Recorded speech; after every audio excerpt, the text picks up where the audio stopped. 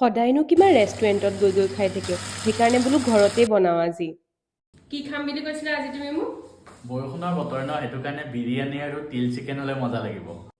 প্ৰথমতে এতিয়া দৈ দি পেলাই আৰু জালুকৰ গুড়া মছলা হালধি গোটেইখিনি দি পেলাই মেৰিনেশ্যন কৰি ল'ব লাগিব বিৰিয়ানীৰ কাৰণে এতিয়া আমি বাৰিষ্টাৰ কাৰণে পিঁয়াজখিনি ভাজি ল'লোঁ তাত অলপমান দি ল'ব দেই তেতিয়াহে টেষ্টটো ধুনীয়া ওলায় আৰু এফালে বহাই আছোঁ এতিয়া তিল চিকেন তাৰ কাৰণেতো চবেই জানেই চাগে মছলা আৰু পিঁয়াজখিনি ধুনীয়াকৈ ভাজি ল'লোঁ মাংসখিনিও দি ল'লোঁ ধুনীয়াকৈ তাৰপিছত ঢেৰ সময় ভাজি থাকিব লাগিব তাৰপিছত যেতিয়া তেল ওলাব মাংসৰ পৰা এতিয়া তিলখিনি দি দিব লাগিব আকৌ ভাজিব লাগিব তেল ওলোৱালৈকে তিলৰ পৰা এতিয়া আকৌ বনাই আছোঁ আমি বিৰিয়ানীত এয়া ষ্টাৰ ফুল আৰু যি গৰম মছলা আছে গোটেইখিনি দি আদা নহৰু দি এতিয়া মাংস যিখিনি আছে দি পেলাই ভাজি থাকিব লাগিব আৰু মাংসখিনি মেৰিনেশ্যন কৰি লৈ পেলাই ফ্ৰিজত থৈ দিব দেই অলপ সময়ৰ কাৰণে আৰু চাউলখিনি দি পেলাই ধুনীয়াকৈ ভাজি ল'লোঁ